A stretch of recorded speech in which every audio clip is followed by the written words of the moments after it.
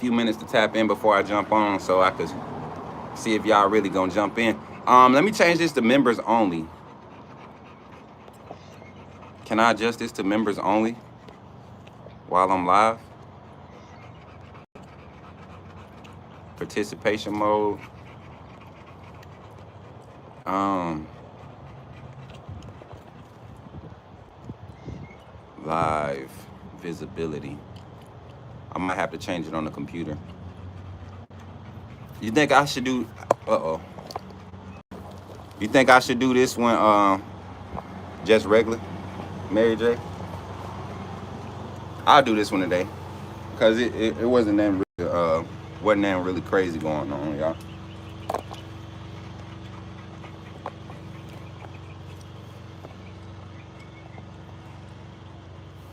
Y'all tap in with your boy. Whew. Me and boss just came back from a walk. I started my lunch, and I'm only gonna be here for like 30 minutes with y'all. I'm gonna give my post-practice report. Like I said, y'all, we had some again today. Offensive line, they say that the offensive line is coming together. They saw consistency with left tackle Lloyd Jackson. They had left guard Nick Brooks once again came out with the first group. Racine Dalgotti, Mal Waldrop was at right guard, and Michael Carroll was at right tackle. And then the second group right tackle was Ty Haywood. You had Cooley at right guard. No, not Cooley. Not Cooley. The Mississippi State transfer, James, Jevelin James. You saw him working at both guards today. He's looking like he could push for that left guard competition too. Casey Poe was at left guard today.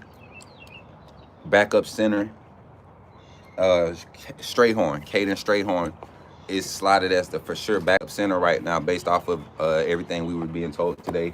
And then at left tackle position, you got the tackle transfer from I can't think of none of the names right now, but it's a transfer there. And then your young guys will get mixed in with the third and fourth groups with the offensive line. They really trying to get the veteran guys to kind of pan out that set the bar for that competition based off the personnel that's being reported, grouping with both Austin Mack and Keelan Russell. A switch up that happened today was they went one period where they did pass skills. Austin Mack started off, but then when they did 11s, they said Keelan started with the one. So looking like they really trying to find a balance, which is expected. You kind of switch it up to see how guys carry into drills, how they start them off. There's small things that you do with these quarterbacks to continue to test them. But today, a good mix-up of both players, both quarterbacks getting the opportunity to go with what's presumed to be the first team. There was some talks that a actual preseason depth chart is to be released this Friday, tomorrow. So if we do get any real intel on that, we'll make sure we report on it and put it out. And we also want to compare it to our final depth chart. So I might do a live stream tonight instead of doing Check 'em Out, Coach, because we're waiting for some confirmation to collab with all of the recruiting and scouting networks that we network with. We're waiting to do a full collab for the first episode. I don't want to just do a normal, turn that highlight film on and react to it. I want to actually break it down and have some people on the panel with me to give their insights and to give their take. So tonight we might replace that with doing the full depth chart based off what we got from practice today.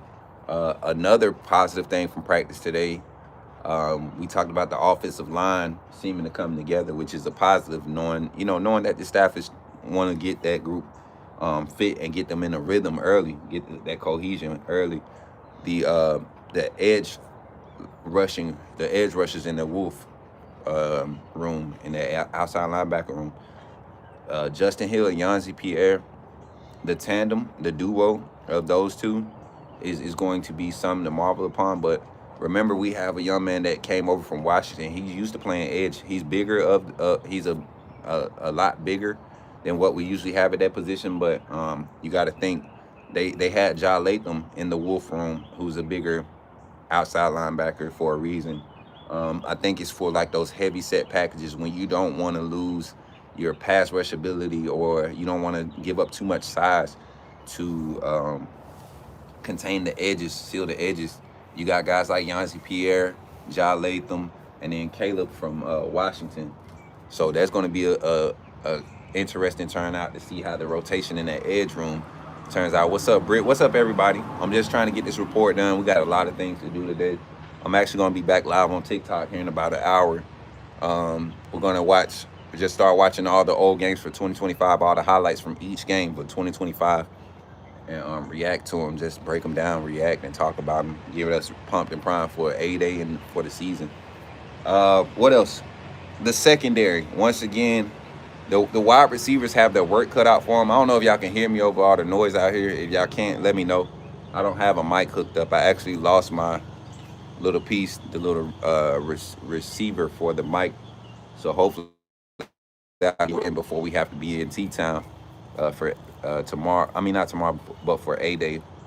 And it's good. Okay. So we got the defensive back room again. I'm telling you, I'm going to keep saying it because every day I talk to, I've talked to maybe 5 or 6 different people. Am I going to be at A-Day? Yes, I'm going to be at A-Day. We actually going to have a space set up for ourselves. We're going to be partnering with Farmers Insurance, and also I think we're going to have a walk-ons present, 2 walk-ons of Tuscaloosa. We'll be contacting them tomorrow when we go up and get in town. But yeah, I'll be at A-Day. But the defensive back room, man, I mean, I actually talked, and I don't think I need to name drop, but I actually talked to one of the reporters that played for Alabama. They played at Alabama in 2011, 2012. And that was around the time where we started seeing the development of Coach Saban secondaries, 2010, 2011, 2012. And he was a preferred walk-on. He was a walk-on for that during that time. And he was talking about just evaluating them from the sidelines, not as a player, but from a standpoint of as a fan. But then he started comparing some of the guys he saw in his room, Daquan Menzie, Javier Arenas when he first was there. You had the young D. Milner. You had D. Milner, Drake Kirkpatrick in that room. Who else was in that secondary? The safety room was physical, but they were fast. Landon Collins was in that safety room. Mark Barron, one of the first linebacker safeties you ever seen at the level. But he was talking about all the talent in that room, and as good as those guys were, he said the amount of speed that these DBs have to defend daily, especially in the one-on-ones, it is one of those things where he sees the depth of talent, and Coach Mo it's going to be hard to keep him after another season. He said Patrick Surtain. Yeah, Patrick Surtain came in what, 13, 14, right? He came in 14, I believe, 13 or 14. Wait, Surtain was after Minka. Was Minka and Surtain together?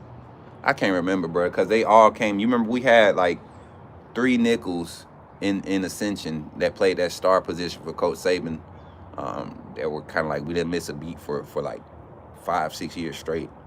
And most of them guys were like red shirt freshmen or freshman mainstays for 2 to 3 years before they went to the league. So looking at this defensive back room, I love the fact that you're probably going to see Red Morgan out there as a mainstay, as a starter. You even see him in a lot of clips, a lot of the big hit clips or turnover creating clips. You see Red Morgan close to the ball, but I'm excited about Chuck McDonald, seeing where he emerges on the depth chart, and how do we utilize these big corners that we have. Carmelo O'Neal, Dijon Lee, they're making it hard for the receiver room. They're just 2 big corners that can really move guys, can really disrupt guys in press coverage. The vision react coverage for these guys, all these lengthy turnover speed well type of guys that can get in and out of their drops.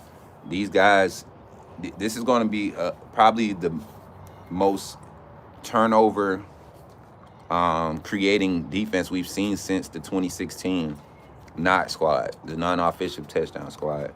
And I think that year they actually had 16 non-offensive touchdowns we scored with that defense.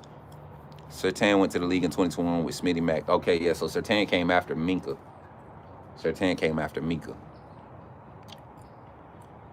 But yeah, Minka was one of those young guys that got in that room early and made his mark. I think Chuck McDonald has that same type of energy, man. He has that same type of energy. And I don't even think he's going to be at that nickel corner. He's going to be in the boundary rotating with Lee. Y'all drop some likes, man. Drop some likes. We got 18 in the chat. We're not here for a long time, so I definitely want to see our interactions by double tapping that screen. We got 17. We got 19 in the chat now. Continue running the likes up. Don't be a lurker. Don't be rubbernecking. None of that stuff. Continue running the likes up. Share the content. Let them know you got your post-practice report. This is the first and the only free one we're going to do the rest of the spring. I'm telling you right now. Because I'm really trying not to tell exact things verbatim. We did have one injury at practice, nothing major. But one of the starters got pulled from practice today, offensively. I don't want to say nothing about it because people like to run with stuff. But there was a minor injury today in practice.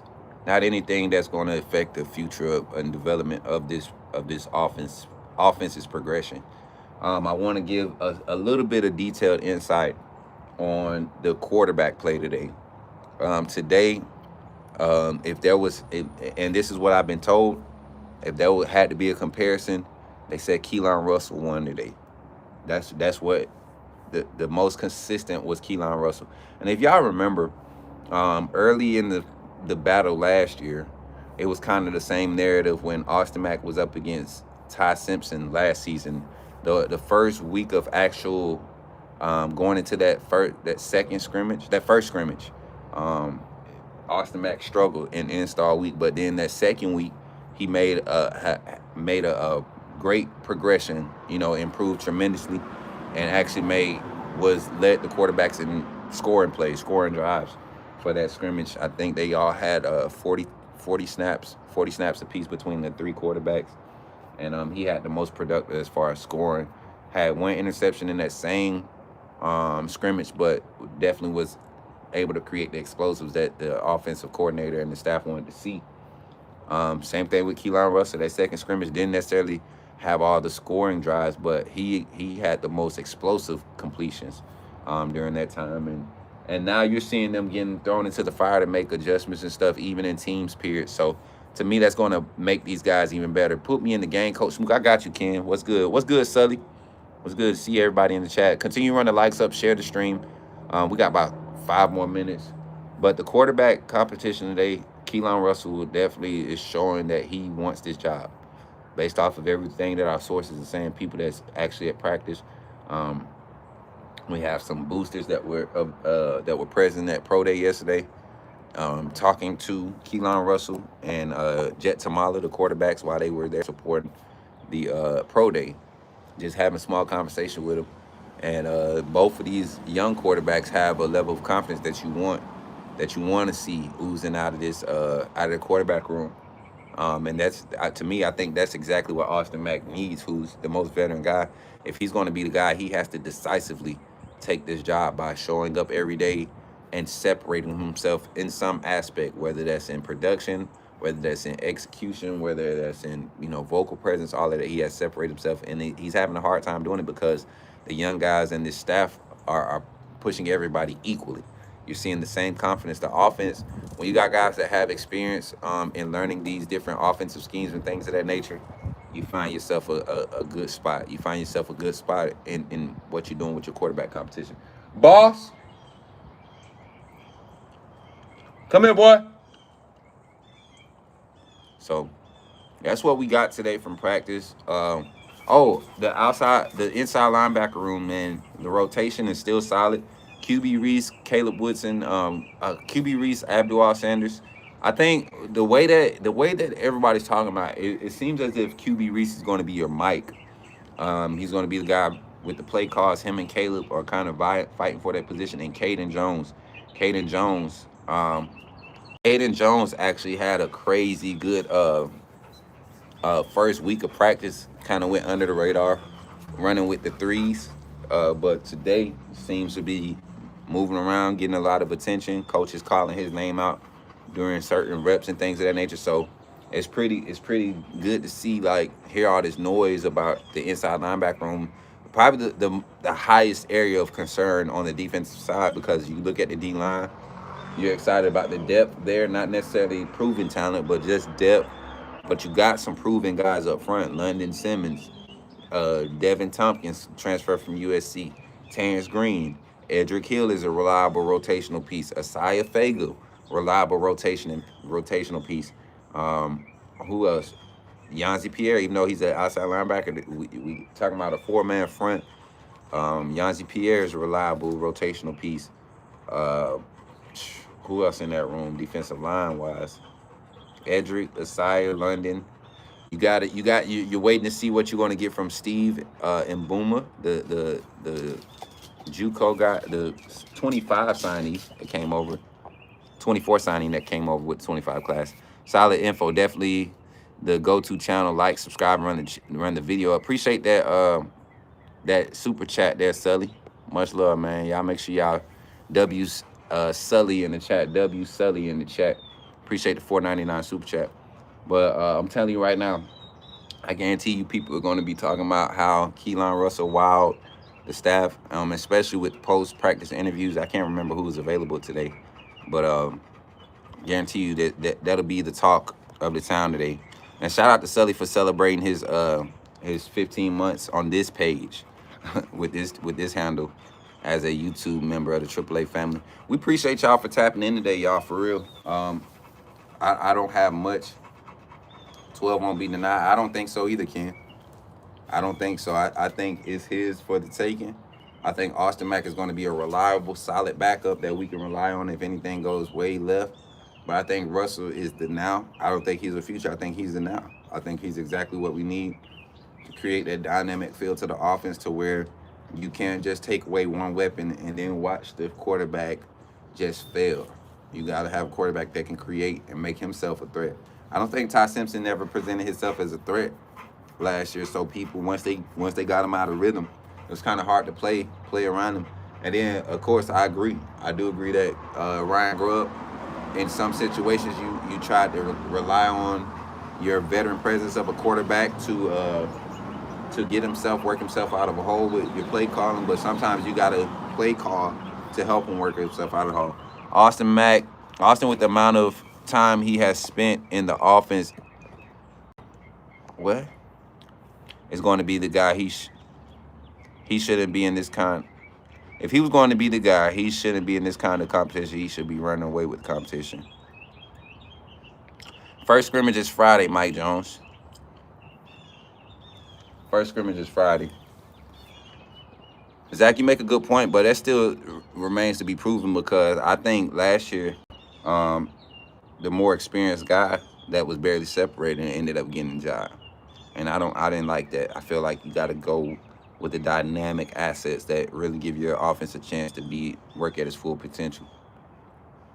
Jalen Miro was limited with how he moved. And I think, well, no, Ken the Bama fan, I don't think so, because Mac struggled heavily last spring. Coming into the fall, Mac wasn't ready to be a starter. I think as the season went along, Mac, the more reps he saw, I think that's what helped him become a lot more confident. Says who, Kelsey? What message board are you talking about Mac trending for the starter spot? A lot of people gonna say Mac because of how they played him last year. But I keep telling y'all, that was the smartest thing to do. You don't throw your future quarterback that you're ready to build around into the fire in a season where everything else ain't set up around him. You get a spring to set all that up while you watching him develop. That's where, man, way off size is way off. They always off. Kelsey, come on, bro. I tell you right now, I don't care for none of their content, bro. I know you watch them. I don't mind y'all watch them, but way outsides be way off all the time, way off all the time, all the time. And they lurk enough to see that I said it. I don't care the fact that they YouTube channel, they did that interview with Xavier Griffin and got a lot of followers. They don't provide any quality information. They don't provide quality information. I'm just calling it like I see it. They do a lot of message board, fake profiles and stuff on message boards. They claim to be connected. I've asked around. One of them named Jeff. Nobody knows who Jeff is. Nobody knows who Jeff is, other than the people that follow him. So Wade with 4 A's, yeah, that's crazy. 4 assholes. Them dudes are. And I'm not hating by any means, y'all. They just don't provide any type of. If the staff wants the offense to be full potential, it has to be Keelan. Facts, 100%. Will Mal start at guard? 5 Adam. He's currently going with first team right now. So that's the thing. I think he has the size to be that right guard. That's all it is, Sully. Shout out to Clint Lamb for doing what he do. And I don't think he minds them regurgitating his information. A lot of people don't mind that. Me, I'm gonna talk the real stuff. Oh yeah, I feel like Keelan could give us the same type of season that Bryce Young gave us. I think Keelan will be right there. And that's if he wins the job decisively out of spring camp. I like Locked On Bama. Jimmy, I rock with Jimmy and Luke. I rock with them. Luke is real cool, man. Luke don't try to act like he's some type of insider either. Luke don't, and he, when they acknowledged my tape before Ryan Grubb got hired last year, when I was on top of it, and they utilized my stream, a clip from my stream to show people that I was on top of it before anybody, I appreciate that. And Jimmy, I remember when Jimmy came on. Once Jimmy Stein vets you, I could care less about some of the other guys. Jimmy's been in the game for a while. At this point, and I think it's more of a Ken, great point, but I think it's more of a career move for a career turning point move for Kalen DeBoer with this quarterback decision, because you look at the wide receiver room, you feel like you got all the assets that you need. If everybody stays healthy, you got every possible wide receiver asset you need to be successful in any offensive scheme, right? You look at the tight end room, it's a lot of tight ends. We talked about that on the phone lines yesterday. You got the starters in Caleb Edwards. You got Josh Ford. You went and got out the portal. You got Danny Lewis. You got Marshall Pritchett, Jack San Marco, Jay Lindsey. You got the freshman Max Sutter. Like, that's a lot of tight ends for one room. What are we trying to do? Are we truly trying to get back to utilizing 12 and 11 and 12 personnel in the run game? I don't know. But I like the way that things are trending right now. Speaking of the tight end room, Caleb Edwards, Marshall Pritchett, I hope can really stay consistent. They've been saying there's been a few issues with run blocking with the tight end room. We got to have tight ends that can block. Got to have tight ends that can get in on the run blocking. And even in pass pro, man, that'll be huge. You got guys that got a great feel for, that chip release concept or just being solid in 6-man pass pro. Yeah. The tight ends, that's a deep room, man. That's a deep room. That's a really deep room. I'm saying Austin shouldn't allow Keelan to be in the competition if he was the better QB, and most QBs in their 4th year shouldn't allow a 2-year guy outperforming. I agree with that. But you also got to think, most 4th-year guys have already started for a year, too. They've already had a year under their belt. It's just bad timing. Bad timing, because Keelan Russell's that dude. I'm willing to put everything I got on the fact that Keelan Russell, once he becomes the starter, Alabama fans will be crying about the ones that wanted Ty Simpson and wanted Mac. They're going to be crying, man, we should have been playing. I guarantee you. So, we're going to go back live tonight. We'll actually break down some more practice talks and stuff. Um, yeah, Coach Owens is solid. Coach Owens is real solid. But we'll break down some more practice talk and stuff tonight. I'm about to go live on TikTok here in about an hour after I get done fixing my lunch. I'm gonna go live on TikTok. We're gonna watch all last season games, and I'm gonna do a lot of complaining about offense and everything, all that stuff. We're just gonna have fun with it. So get ready to tap in on the TikTok side at Coach Smook on TikTok. Make sure y'all following over there. And if you just tapped in for the first time today, how is Adrian talking about the offensive line coach? How's Adrian doing?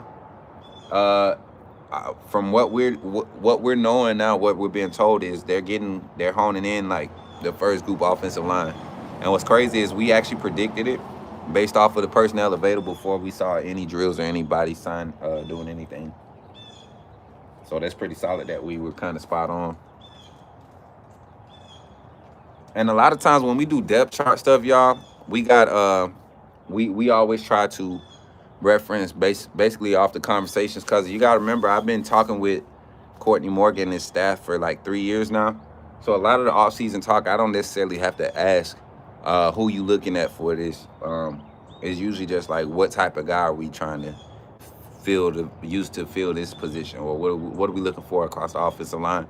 And when they say certain things, I look for those attributes when I evaluate our transfers, highlight film or their game film, or even the incoming guys' game film. That's what I use. I look for those characteristics. And Courtney Morgan being a former offensive lineman and also a very high in-depth knowledge of the position. When we were able to speak at Senior Bowl, talking about some of the guys that they were targeting and had brought in already by that point, he talked about just the overall anatomical makeup of the offensive line looking a lot different. So I'll be excited to see. I'm excited to see who the first 5 are out there. How's run game doing so far? I can't say. I haven't got to personally see anything with my eyes. Haven't heard any buzz about it. You probably won't hear nothing about it until tomorrow's scrimmage, the first scrimmage tomorrow. So we'll definitely tap into that once we figure out something, or once everything comes. I know a lot of everybody's excited about the young running backs, A.K. Deere, E.J. Crowell, but you got to remember, they went out and got this guy Khalifa Smith, I believe his name is, Khalifa Rogers or something like that, and he might scratch his way into the lineup. Corey Cash Money 2330, appreciate you for tapping in. I don't think I've ever seen you in the comments before. Roll Tide. We're just wrapping up our post practice report. We coming up on our 30-minute mark.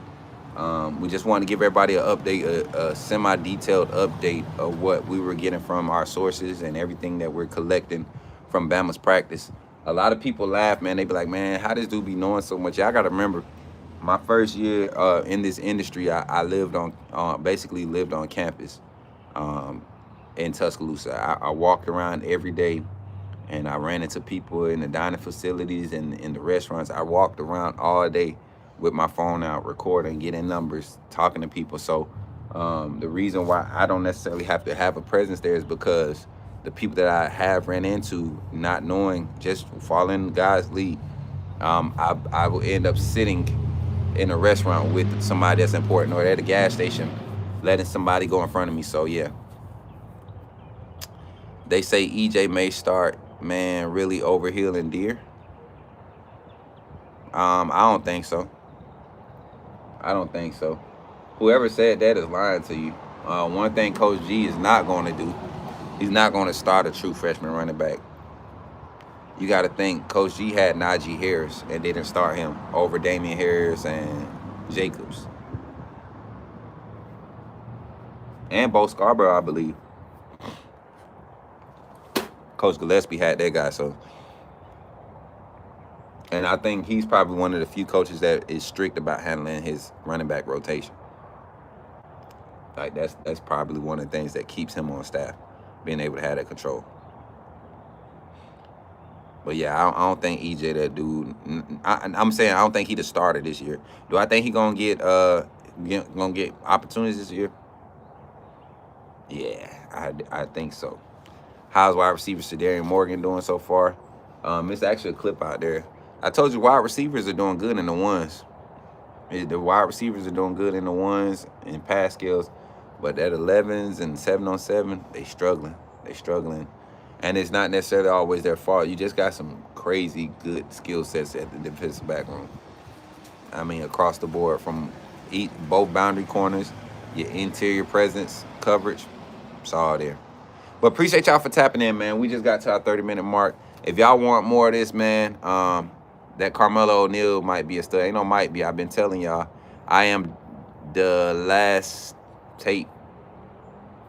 The last 8. Oh, I'm the last 8. Make sure you subscribe to the channel. If you was watching early, if you was watching the content early, or yesterday, you would have heard me talk about everything that we got from practice Monday. I'm sorry, it wasn't yesterday. It was Tuesday when we did post-practice report. So, yeah, definitely tap in, y'all. Continue like and subscribe. Like, share, subscribe. Comment. Let me know where you're tapping in from.